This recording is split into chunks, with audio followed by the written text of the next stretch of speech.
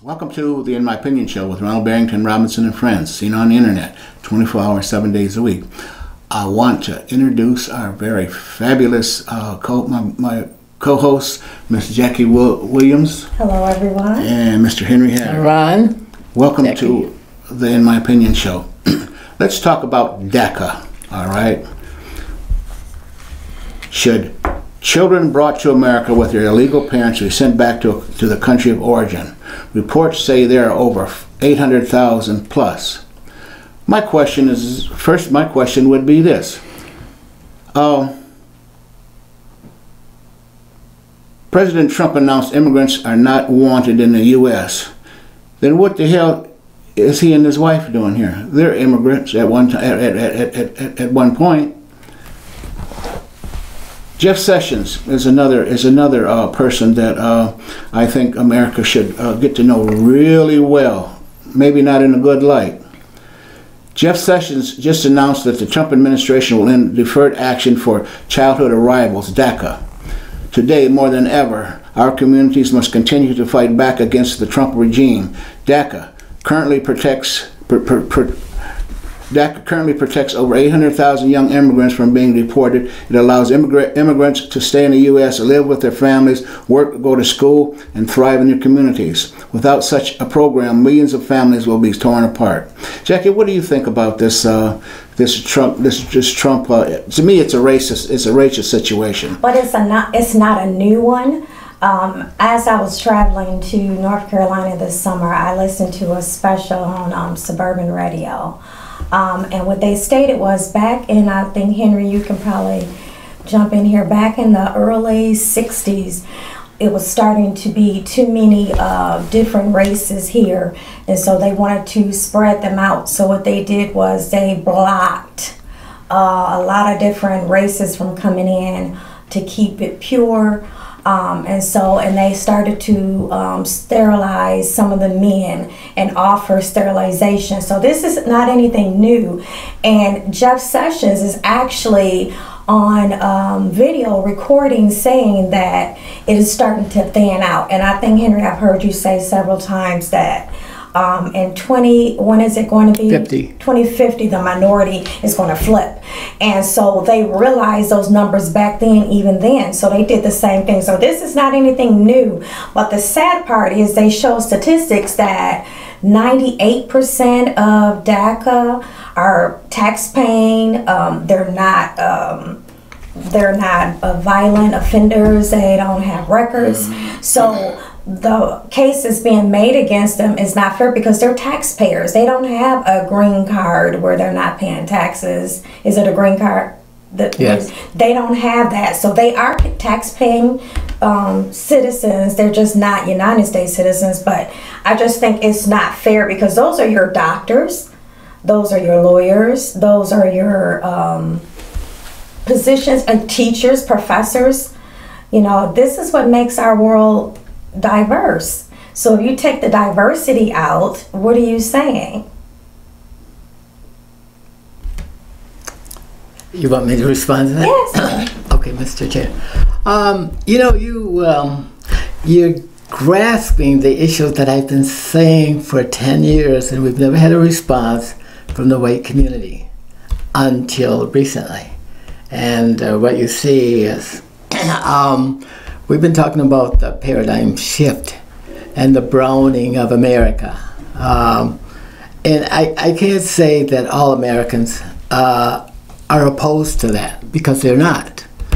But there are still Americans who don't see this as a good thing.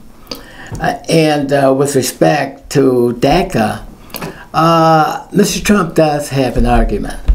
And his argument is that we don't want our country to be like open borders in Europe. We want people to be asked to come in.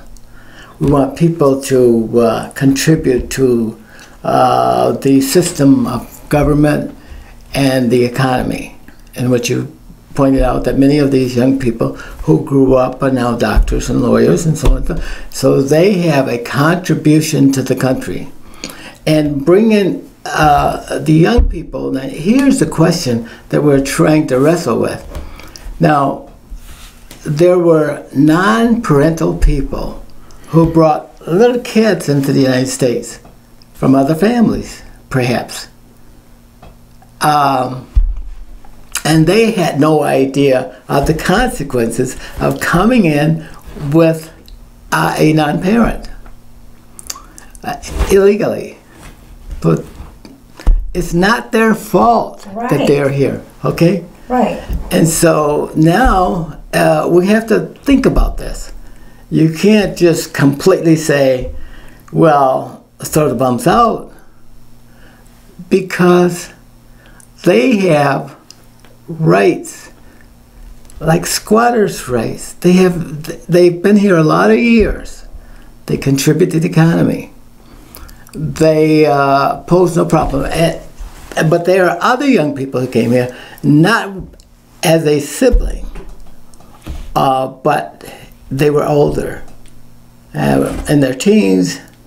I'm not so sure about those. If they have police records, they've killed someone, and they are causing disruptions in the country, we need to think through that through a different lens.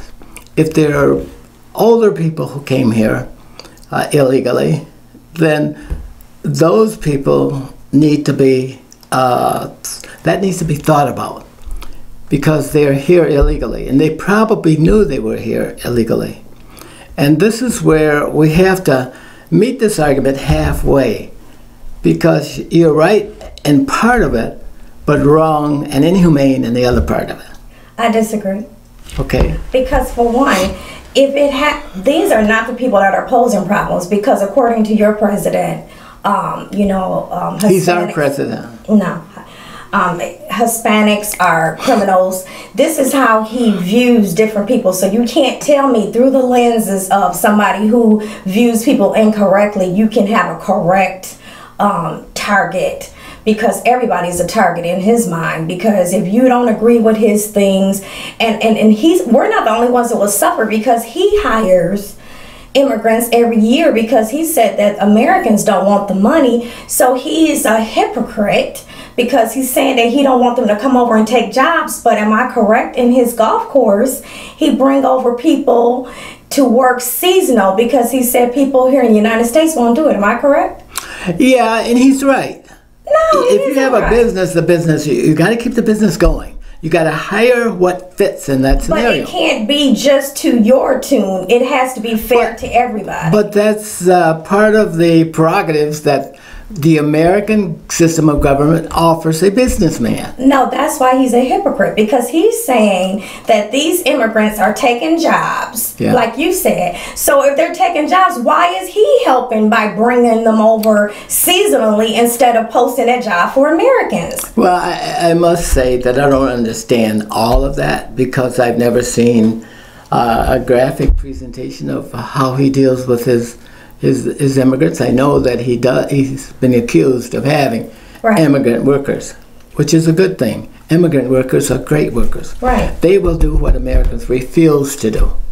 But I don't think I buy that argument that Americans don't want to work. Okay, we're the most powerful country in the world. Okay, and it took a collective force to make America what we are today. So when I hear people saying that we can't find enough Americans to fill certain positions, I don't buy that. You don't know of all the people that sit home every day and do nothing? Well, they quit their jobs and go. It's not, and that's unknown. Let's not just welfare, blame. but I think it happened back. Yeah, I think the crippling happened, because I think a crippling happened when we were going through the recession, and they kept extending the unemployment. People became. It takes 30 days to develop a habit. Correct. So this went on for what, 2 years? They had extensions for unemployment. So people were not working for like 2 years, but getting a check. So if your mindset is not of healthy, you're thinking, wow, I'm getting a check and I'm sitting at home. So a lot of people never went back to work because they were like, well, I sat at home and got the same amount of money. So and that annoys a lot of people. It annoys me. Of course, that annoys us. It annoys me. Don't blame. I keep hearing this over and over and over and over again. You know, they wanna label black folks and brown folks. No, they didn't say black people. Well, I know they don't have to, but you know they didn't. But that's their reality, which is. But it's true for that segment of the population as well. No, it is more white folks on welfare. Yeah. All right. We can't categorize race here. Let's talk about the problem, not about race. Talk about the race. No, okay. It's not that. Okay, even with because the population is greater. So let's just be fair. The population is greater, and you know, and so there is more whites on welfare than blacks because the population is greater. But the problem. But is that a compliment to blacks? No, I'm not. No. This is not a compliment. Period. What I'm saying is, I'm just giving you the real facts. And so the issue is, a lot of people during that time of the recession lost great jobs, and so you have to get back to the root of the problem. They lost great jobs, and so they're not making the money they used to make because people cut back and some people never hired back. And so my point is, people feel like, I used to make this amount of money, so if you can't meet me at this amount of money, I'd rather not work. And so that's what a lot of people have done. Now, correctly, it's not most black people. No, it's not. We aren't saying that. We're not saying that. We're not saying that, but it's a lot of white, uneducated men. But we don't want to. No, because I need to qualify my point. It's a lot of white, unqualified men who do not make the money they used to make. Because I work with some, and I hear about it all the time. I hear it too. You know what I'm saying? I hear about it all the time. I used to make this, and so that's the regret, is that they want to punish anybody that they think had anything to do with them not making that money they used to make, except the businessman. And that's why they don't make the money, because they want to make more profits. And you know, government has been part of the fault here. Government has made it difficult for people who earn a nominal wage to get health care. Either for health care, you have to be on unemployment, or you have to, your employer and yourself have to make enough money to pay in the health care package, right? Right. But so people don't earn quite enough to pay for the health care. And as a result, they quit the jobs. Have you heard that?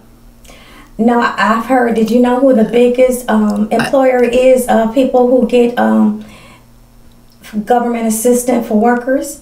Probably the government. No. What? Walmart. Huh? The number one employer that they're... The number one employer as government. No, I'm saying no, it's Walmart. Walmart has... That's the private business. Yeah, Walmart have the most employees that receive government assistance because they don't pay them fair wages.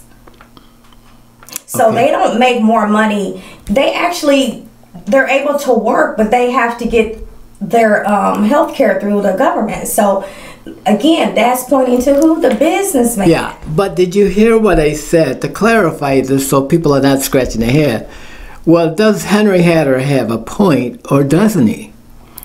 I said that government encourages this because people don't make enough money to get health care. But why would government encourage it? Why would you say government encourages that? What would be your argument for that? Well, the argument is that if you don't have health care, you quit your job and you get on assistance. But that's not Government true. Is not doing that, but people have the prerogative to do that. They quit their jobs and they go on government assistance. I know people that have done it. I've heard it multiple times. But you know that we have restrictions now. Yeah. Okay, so you have a 4-year lifetime. So you're not going to go in there for the rest of your life. I don't know that. I'm telling you, it's 4 years maximum. It doesn't matter when you have your kids or when you don't. 4 years maximum. You're not going to deny kids health care. No. I'm saying they won't get like monetary assistance. You might get health care, but you're not going to get. But you're getting taken care of by the government.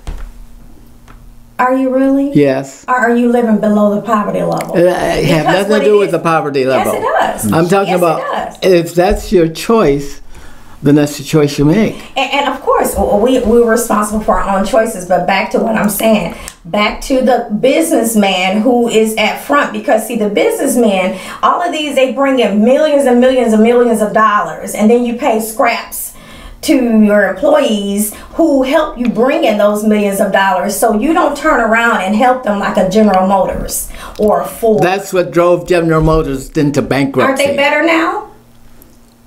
Are they better now? Better how?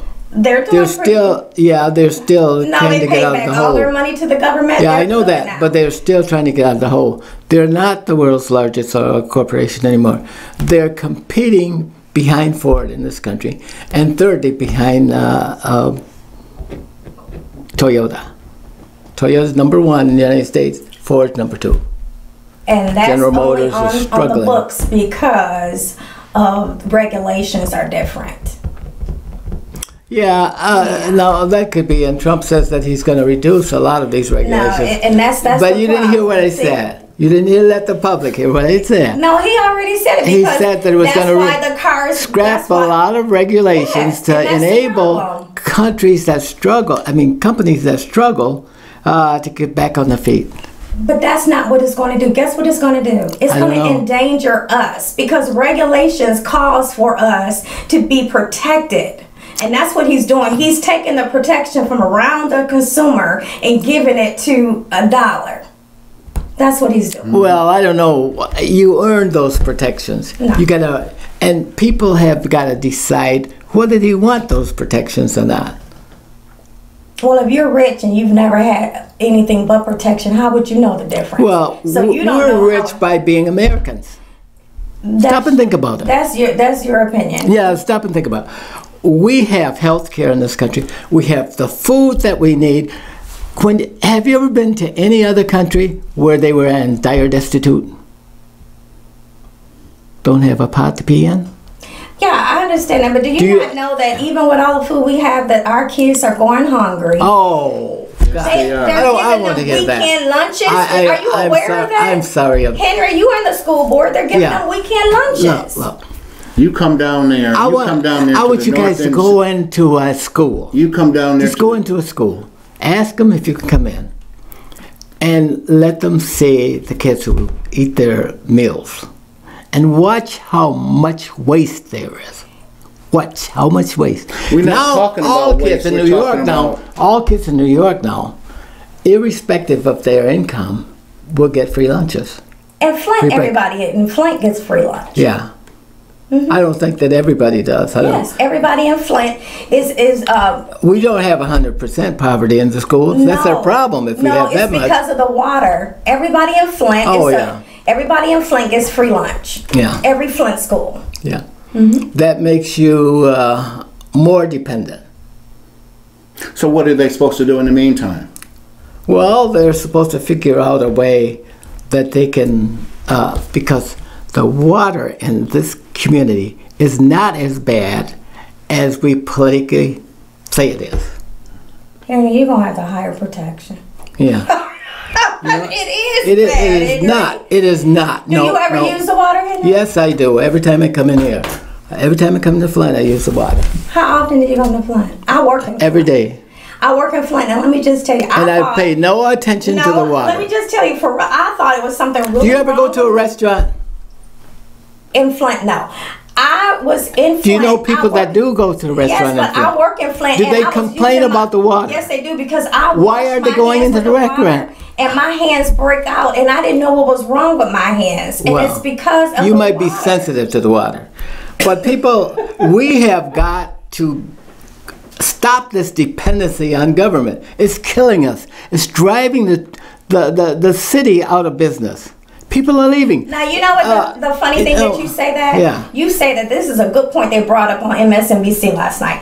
They said that, everybody want everybody to be independent of the government, and they don't want to help. They don't want to adopt the programs. They don't want to get the tax breaks and stuff. But guess what? As this storm come in, who's going to give aid to these places? Who's going to give aid to them? The government. Oh, okay. The person that you think that should not do anything, you don't want to pay into, you want to cut every program into I don't see how that's relevant to Yes, it's relevant because until you need the tax dollars, they're ridiculous. But the government moves in a crisis, a God-made crisis, and this is what that is. The storm. And some of the crises are made by and me. people are blaming the president for that. How do you make the connection? He has nothing to do with that. God would do that anytime he wants to.